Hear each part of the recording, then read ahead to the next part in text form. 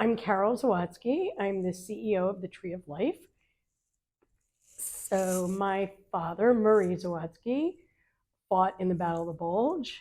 He had a Purple Heart and Bronze Star and many other medals. And he was a liberator in Austria at Mauthausen concentration camp. It was something that was really difficult for him to talk about. And I worked at the U.S. Holocaust Memorial Museum during a time that we did a special exhibition on the American liberators. So it was a really beautiful time to connect with my father and learn more about the role of the 11th Armored Division, of which my father was a part, and about his experience being a liberator. And one of the standout, excuse me, moments that I was able to have with my father was that year in the Capitol Rotunda.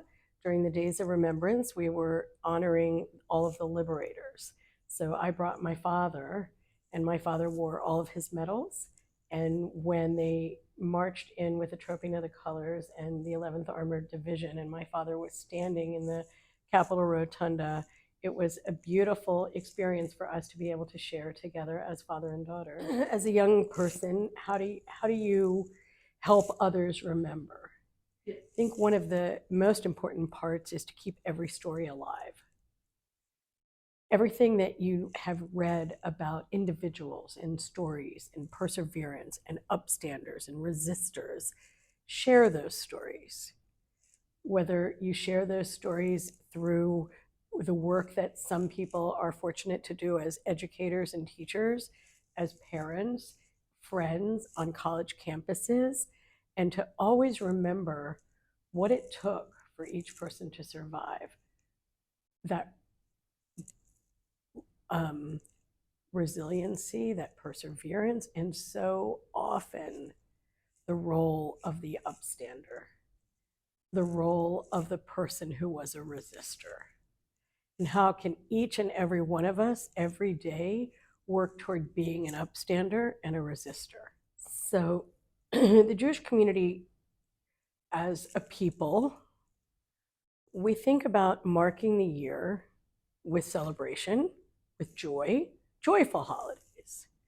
We all think about holidays of Hanukkah, remembering that we're able to rededicate a temple and the fight against what was at that time a kind of anti-Semitism. And we celebrate joyfully. It's also important as we march through history that we remember more contemporary or modern events. The Holocaust happened at a time where, before terribly long, there will be fewer and fewer people alive who were there, either as survivors, liberators, resistors, and it's up to all of us to incorporate that into part of the annual cycle of ways in which Jews mark our year.